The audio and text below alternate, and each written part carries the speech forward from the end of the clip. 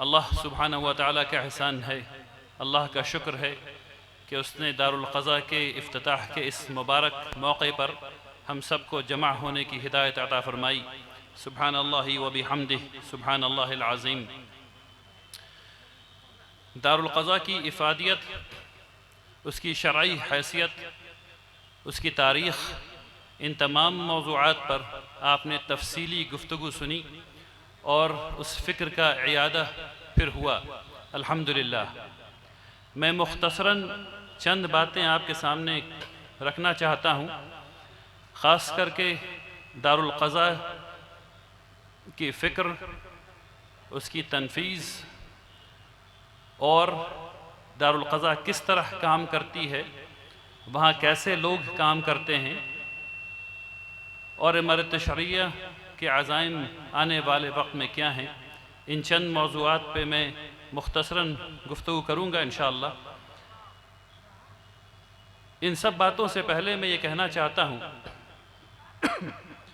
کہ امارت شرعیہ اپنی فکر کے اعتبار سے کن کا ادارہ ہے؟ امارت شرعیہ ہر اس شخص کا ادارہ ہے جس نے کہا ہے لا الہ الا اللہ محمد الرسول اللہ۔ اس کا مطلب یہ ہے کہ چاہے وہ شیعہ ہو یا سنی، چاہے وہ دیوبندی مسلک کا ہو یا بریلوی مسلک کا ہو، چاہے وہ اہل حدیث ہو، سلفی ہو، یا وہ تبلیغی جماعت سے تعلق رکھتے ہوں، یا وہ جماعت اسلامی سے تعلق رکھتے ہوں، یا کسی جماعت سے تعلق نہ رکھتے ہوں، اگر وہ کہہ رہے ہیں لا الہ الا اللہ محمد الرسول اللہ تو ان کا اس ادارے پر حق ہے۔ دوسری بات، وہ لوگ جو اس فکر سے ہم آہنگ ہیں ان کا بھی اس ادارے پر حق ہے، وہ بھی اس ادارے کے ہیں۔ تیسرے، وہ لوگ ہیں جو اس ادارے سے مدد لینا چاہتے ہیں، وہ بھی اس کا حصہ ہیں۔ اور چوتھے، وہ لوگ جو جانتے ہیں کہ وہ اس ادارے کا حصہ نہیں ہیں اور نہیں بننا چاہتے ہیں، وہ بھی اس ادارے کا حصہ ہیں انشاءاللہ۔ یہ امارت شرعیہ کی فکر ہے۔ اب بات آتی ہے دارالقضا کے قیام کی۔ دارالقضا کس حیثیت میں کام کر رہا ہے؟ ابھی جناب نائب امیر شریعت صاحب نے آپ کے سامنے یہ فرمایا کہ یہ کوئی متوازی نظام نہیں ہے۔ میں اس کی تھوڑی وضاحت اور کرنا چاہتا ہوں تاکہ ہم لوگوں کا دل بالکل صاف ہو جائے۔ دیکھیے، جب ملک کو یہ لگنے لگا کہ اب آزادی ملنے والی ہے اور دوسری جنگ عظیم میں برطانیہ کی حالت خراب ہونے لگی، تو یہاں لوگوں نے سوچنا شروع کیا کہ آنے والا ملک کیسا ہوگا جب کوئی حاکم نہیں ہوگا اور ہم خود اپنے قوانین بنا سکیں گے۔ اور اس سے پہلے جیسا کہ مولانا نے فرمایا کہ شریعت اپلیکیشن ایکٹ آ چکا تھا، تو جب یہ ملک بنا تو اس کے اندر دو چیزیں قائم کی گئیں۔ ایک ہے فریڈم آف ریلیجن، یعنی ہر ایک شخص کو، ہر ایک گروہ کو یہ آزادی ہے کہ وہ اپنے لیے مذہب کو اختیار کر سکے، وہ اپنے دین کو اختیار کر سکے، وہ اپنے نظام حیات کو اختیار کر سکے، اور نہ صرف اختیار کر سکے بلکہ اس کے بارے میں دوسروں کو بتائے اور دوسروں کو سمجھائے اور اپنے دین کو پروپیگیٹ کرے۔ یہ قانونی اجازت ہے۔ امارت دارالقضا اور تمام ادارے اس فریڈم آف ریلیجن کے تحت کام کرتے ہیں۔ ٹھیک اسی طریقے سے ایک کانسٹیٹیوشن میں کانٹریکٹ لا ایک چیز ہے، معاہدات کے قوانین، اس میں ایک چیز ہے آربیٹریشن ایکٹ۔ جتنے بھی ہم لوگ معاہدات پہ کام کرتے ہیں، جو دارالقضا معاہدات پہ کام کرتی ہے، کانٹریکٹ پہ کام کرتی ہے، وہ اس آربیٹریشن ایکٹ کے تحت کام کرتی ہے۔ اس نوعیت سے دارالقضا فرینڈ آف کورٹ کی حیثیت سے کام کرتی ہے۔ یہ پیرلل سسٹم بالکل بھی نہیں ہے، یہ فرینڈ آف کورٹ کے حساب سے کام کرتی ہے۔ تو یہ بات ہم لوگوں کو ذہن میں رکھنی چاہیے کہ دارالقضا ہندوستان کے موجودہ آئین کے تحت کام کرتی ہے، لیکن اس آئین کے ہونے کے باوجود جب فریڈم آف ریلیجن ہے تو ہندوستان میں ہم لوگوں کے پاس جو مذہبی اختیارات ہیں اور جو مذہبی ضروریات ہیں اس کے تحت دارالقضا کام کرتی ہے۔ مسلمانوں کے لیے یہ ضروری ہے کہ کم از کم وہ اپنے فیصلے ایسے لوگوں سے کروائیں، یعنی کہ جھگڑا ہو گیا ہے دو لوگوں میں، ماموں بھانجے میں جھگڑا ہو گیا ہے اور اس جھگڑے کو سولو کرنا ہے، وہ کہاں جائیں گے؟ وہ دارالقضا آئیں گے۔ اگر دو لوگوں نے کچھ کانٹریکٹ کیا ہے، اس کو بیچنا ہے، اس کو خریدنا ہے، اس میں شریعت کا نقطہ نظر بھی ہے۔ آپ کو پتہ ہے کہ انٹرسٹ حرام ہے، سود حرام ہے، لیکن اگر آپ نارمل کانٹریکٹ کریں گے تو اس میں سود حلال ہے۔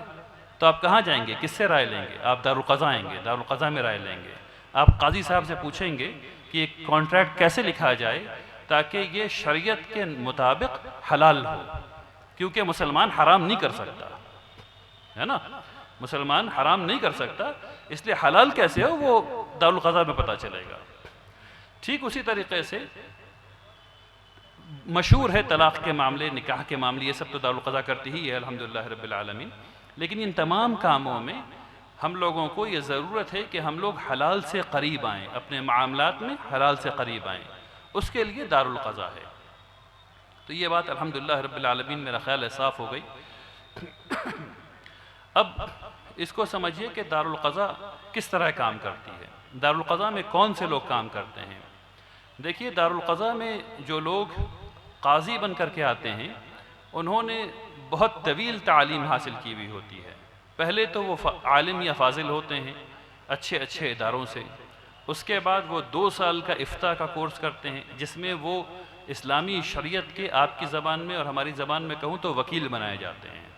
انہیں اس قانون کے بارے میں جو مفتی ہے وہ اصلاً وکیل ہے، عام زبان میں اصلاً وکیل ہے، اس کو یہ پتہ ہے کہ قانون کیسے پڑھتے ہیں، قانون کی تعویل انٹرپریٹ کیسے کرتے ہیں اور ایک اوپینین کیسے فارم کرتے ہیں۔ اور پھر اس کے بعد 6 مہینے کا کورس اور کرایا جاتا ہے جس سے ان کو یہ تربیت دی جاتی ہے کہ قاضی کی حیثیت سے کیسے کام کرنا ہے، لوگوں سے بات چیت کیسے کرنی ہے۔ 2 لوگ بیٹھے ہوئے ہیں آ کر کے اور دونوں ایگریویٹڈ ہیں، دونوں لڑائی پر آمادہ ہیں، تو ان سے بات چیت کیسے کرنی ہے، ان کو سمجھانا کیسے ہے، ان کو سکون میں کیسے لانا ہے، یہ سب ٹریننگ ان کو دی جاتی ہے۔ اس کے بعد امتحانات کے بعد وہ قاضی بنتے ہیں۔ تو اتنی تعلیم حاصل کرنے کے بعد ایک شخص قاضی بنتا ہے۔ تو ہمارے قاضی حضرات ماشاءاللہ ان پر ہم لوگوں کا پورا اعتماد ہے کہ وہ اچھا کام کرتے ہیں، لیکن جو فیصلے ہو رہے ہیں، جو صلح ہو رہی ہے، جو باتیں ہو رہی ہیں، یہ کیسے پتہ چلے گا کہ وہ ٹھیک بھی ہو رہی ہیں؟ یعنی اس کا کوالٹیٹیو انالیسس کیا ہوگا اور کوانٹیٹیو انالیسس کیا ہوگا؟ یعنی کیسے پتہ چلے گا کہ جو فیصلہ ہوا وہ صحیح ہوا اور جو فیصلہ ہوا وہ تیزی سے بھی ہوا؟ اور تیزی کا مطلب یہ نہیں کہ تیزی میں یعنی فیصلے میں خرابی آ گئی، تیزی کا مطلب یہ ہے کہ اتنا تیز ہوا جتنا تیز اس کو ہونا چاہیے تھا۔ تو الحمدللہ مجھے بتاتے ہوئے فخر محسوس ہوتا ہے کہ تقریباً ہر ایک فیصلہ جو ہوتا ہے وہ قاضی شریعت صاحب کی ڈیسک سے ہو کر کے گزرتا ہے، اور اس کے بعد ایک پوری کمیٹی ہے جو فیصلوں کو دیکھتی ہے، سمجھتی ہے اور یہ دیکھتی ہے کہ جو فیصلے ہو رہے ہیں وہ صحیح ہو رہے ہیں کہ نہیں ہو رہے ہیں، اس میں جتنی چیزوں کی ضرورت ہے وہ ہو رہی ہے یا نہیں ہو رہی ہے۔ یہ ہے کوالٹیٹیو انالیسس کہ جو صحیح کام ہو رہا ہے یا نہیں ہو رہا ہے۔ اب اس کے بعد کوانٹیٹیو انالیسس ہے۔ نارملی ایسے حالات میں جب 2 لوگ لڑ رہے ہوں تو فیصلے تک پہنچنے میں، مسئلے کو حل کرنے میں بہت وقت لگتا ہے۔ مجھے بتاتے ہوئے بے پناہ خوشی ہو رہی ہے کہ دارالقضا میں 70% مسئلہ 1 مہینے کے اندر سولو ہو جاتا ہے اور 95% مسئلہ 2 مہینے کے اندر سولو ہو جاتا ہے۔ یہ ایک عظیم کامیابی ہے کسی بھی ایسے آربیٹریشن سینٹر کے لیے، کسی بھی دارالقضا کے قسم کے نظام کے لیے۔ آپ پوری دنیا میں اٹھا کر کے دیکھ لیجئے، اتنے جلدی فیصلے جو دونوں فریق کو قبول ہو بے پناہ مشکل ہے۔ میں یقین کے ساتھ کہہ سکتا ہوں کہ نہیں ملے گا، ہو سکتا ہے کہ میں اس میں غلط ثابت ہو جاؤں، لیکن ملے گا بھی تو اکا دکا ہوگا، لیکن عام طور پہ نہیں ملنے والا۔ تو یہ تو کیسے ہم لوگ کر رہے ہیں اور کیا کر رہے ہیں۔ اب چند اصول کہ ہم لوگ اس چیز کو کیسے کرتے ہیں۔ جب 2 لوگ دارالقضا میں آتے ہیں تو کیا پروسیس ہوتا ہے۔ اس کی تھوڑی سی جھلک میں آپ کو دے دیتا ہوں۔ سب سے پہلی بات یہ ہے کہ اسلام کا سب سے پسندیدہ چیز اس میں ہے کہ صلح ہو جائے۔ ابھی قاضی صاحب نے فرمایا کہ اگر صلح ہو جائے، اگر دو فریق بیٹھ کر کے صلح کر لیں تو انہیں 70 سال کی نوافل کا ثواب ملتا ہے۔ تو صلح کرانا سب سے پہلا ہدف ہوتا ہے، سب سے پہلا گول ہوتا ہے، صلح ہو جائے۔ اچھا، ضمنی طور پر حالانکہ وقت زیادہ ہو رہا ہے، میں یہ بتاتا چلوں کہ صلح میں موٹا موٹی 4 قسم کی صلح ہوتی ہے پوری دنیا میں۔ ایک وہ چیز ہوتی ہے جہاں ہم لوگ یہ کوشش کرتے ہیں کہ تم بھی ہار جاؤ اور میں بھی ہار جاؤں، میں تمہارا فائدہ نہیں ہونے دیکھ سکتا اور تم میرا فائدہ ہوتے ہوئے نہیں دیکھ سکتے، جو اکثر طلاق کے کیسز میں ہوتا ہے۔ دونوں نہ بیوی چاہتے ہیں کہ شوہر کا فائدہ ہو، نہ شوہر چاہتا ہے کہ بیوی کا فائدہ ہو، اور ایسے میں دونوں ہی ہار جاتے ہیں، دونوں ہی ہار جاتے ہیں۔ اکثر جو کورٹ میں کیسز ہوتے ہیں اس میں سب سے پہلے تو گھر بکتا ہے، اور گھر بکنے کے بعد اس سے جو پیسہ ہے وہ وکیل کو جاتا ہے۔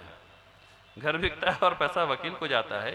اگر دونوں نے یہ فیصلہ کر لیا ہوتا کہ ہم لوگ آسانی سے آپس میں مل بانٹ لیں گے تو وہ جو 50,000 روپے یا 2 لاکھ روپے یا 5 لاکھ روپے وکیل کو گئے وہ وکیل کو نہیں جاتے، وہ دونوں کے پاس رہتے۔ تو یہ تو پہلی چیز ہوتی ہے صلح میں کہ تم بھی ہار جاؤ میں بھی ہار جاتا ہوں۔ دوسری چیز ہوتی ہے کہ میں مظلوم ہوں، میں تمہیں جیتنے دوں گا، اور اس میں بھی کوئی فائدہ نہیں ہے۔ اسلام چاہتا ہے کہ آپ بھی حق لیں اور میرا بھی حق محفوظ رہے، آپ بھی حق لیں اور میرا بھی حق محفوظ رہے۔ اسلام میں حق بہت اہم چیز ہے، وہ دینا بھی پڑتی ہے اور لینا بھی پڑتی ہے، دونوں ہی کام ہوتا ہے، تو یہ مظلومیت نہیں چلتی۔ تیسری چیز جو ہوتی ہے، جو اچھی چیز ہے، وہ یہ کہ ایسی چیز کو دیکھیں جس میں آپ کا بھی نفع ہو جائے اور میرا بھی نفع ہو جائے، جسے ہم انگریزی میں کہتے ہیں ون ون سولوشن، آپ کا بھی فائدہ ہو اور میرا بھی فائدہ ہو۔ تو ان سب مراحل سے ہو کر کے صلح کرانے کی کوشش کی جاتی ہے، اور اس کے بعد بھی بات سمجھ میں نہیں آتی ہے تو پھر اس کو یہ بتایا جاتا ہے کہ اللہ تبارک تعالیٰ کہ ہاں عدل کیا چیز ہے، کیسے فیصلے ہوتے ہیں، کن پرنسپلز پر فیصلے ہوں گے، کیسے کام ہوگا۔ ان سب چیزوں کو بتانے کے بعد دونوں لوگوں کی باتوں کو مکمل طور پر سننے کے بعد یہاں تک کہ دونوں مطمئن ہو جائیں، الگ الگ بٹھا کر کے، ساتھ بٹھا کر کے، یہ تمام مراحل سے گزار کر کے پھر ایک ایسا فیصلہ کیا جاتا ہے، ایک ایسا حل نکالا جاتا ہے جو دونوں کو قبول ہو، اور یہ تمام کام 70% مسئلوں میں 1 مہینے کے اندر ہو جاتا ہے، اور 95% مسئلوں میں 2 مہینے کے اندر ہو جاتا ہے۔ الحمدللہ رب العالمین۔ دیکھیے، یہ ساری باتیں الحمدللہ اچھی ہیں، لیکن آپ سب لوگوں نے ابھی کئی دفعہ سنا اور میں اس کو ریپیٹ کرنا چاہتا ہوں۔ جو سب سے اہم بات ہے وہ یہ کہ اگر آپ ایمان کے ساتھ، اخلاص کے ساتھ اپنی زندگی گزارنا چاہتے ہیں تو یہ یعنی ایسا نہیں ہوتا کہ ایمان اور اخلاص کے ساتھ زندگی گزارنے والوں میں تنازع نہیں ہوتا، ان کے اندر خرابی پیدا نہیں ہوتی، ان کا جھگڑا نہیں ہوتا ہے، لیکن ان کا حل آسان ہوتا ہے۔ کیوں؟ کیونکہ وہ لوگ اللہ کی رضا کے لیے حل نکالنے کی کوشش کرتے ہیں۔ میری آپ تمام لوگوں سے گزارش ہے کہ جب بھی کسی جھگڑے میں پڑیں انشاءاللہ اس کو اخلاص کے ساتھ ریزولو کرنے کی کوشش کریں، اور دارالقضاء کے پیغام کو عام کریں۔ لوگوں کو یہ پتہ نہیں ہے کہ دارالقضاء صرف نکاح اور طلاق کا مسکن نہیں ہے، اس کے علاوہ جتنے کانٹریکٹ پہ آپ کام کرتے ہیں وہ تمام چیزیں دارالقضاء میں ہوتی ہیں۔ یہ ضروری ہے کہ آپ کو یہ پتہ ہو، اور یہ ضروری ہے کہ آپ اس نسبت سے یہاں آئیں انشاءاللہ۔ اور آپ تو یہاں آئے ہیں اس کا مطلب یہ ہے کہ آپ کو پتہ ہے، جو نہیں آئے ہیں اس کا مطلب یہ ہے کہ ان کو نہیں پتہ ہے۔ اس لیے جن کو پتہ ہے جن کو نہیں پتہ ہے بتانا چاہیے۔ آپ کو چاہیے کہ آپ اپنے گھروں میں جائیں، اپنے محلے میں جائیں، اپنے معاشرے میں جائیں، جہاں جہاں آپ رہتے ہیں، اور وہاں اس بات کو بتائیں لوگوں سے کہ اگر خدا نخواستہ اگر کوئی جھگڑا ہو گیا ہو، کوئی ایشو ہو، کسی سے بات کرنی ہو، اگر دین میں کہیں کچھ فہم کی ضرورت ہے تو قاضی صاحب ہیں، ان کے پاس جاؤ انشاءاللہ۔ اخیراً میں آپ کو یہ بتانا چاہتا ہوں کہ انشاءاللہ جیسا کہ آپ سن چکے ہیں، امارت شریعہ کے تمام شعبے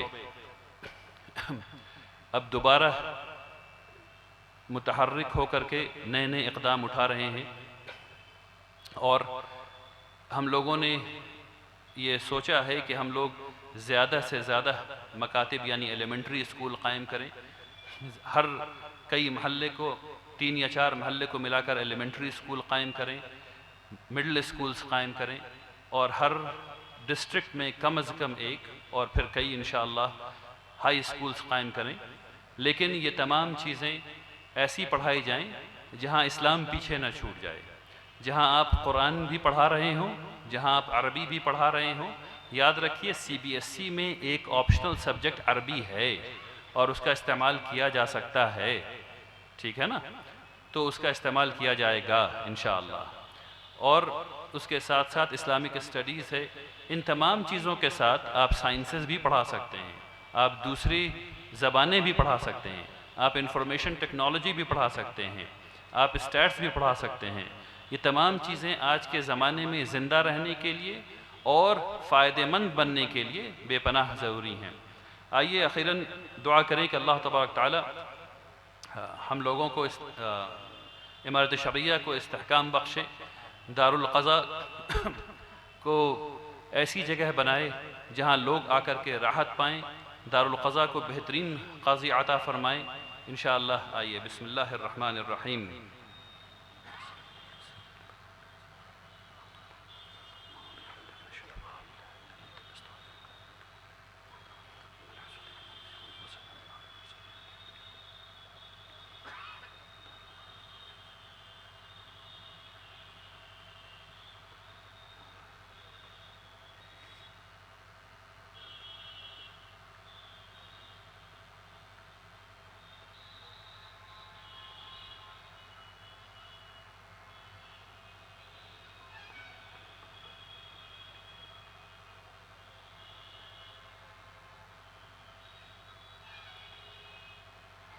آمین یا رب العالمین برحمتک یا ارحم الراحمین۔ سبحانک اللہم وبحمدک نشہد ان لا الہ الا انت نستغفرک ونتوب الیک۔ میں شرکا حضرات سے گزارش کر رہا ہوں کہ آپ حضرات تشریف رکھیں، کھانے کا نظم کیا گیا ہے، آپ اپنی اپنی جگہ پر تشریف رکھیں، کھانا بہت جلد آپ کو تقسیم کیا جا رہا ہے، کرسی پر اسی کرسی پر آپ رکھیں، تشریف رکھیں اور انشاءاللہ تبارک تعالیٰ کھانا کھائیں پھر نماز پڑھیں۔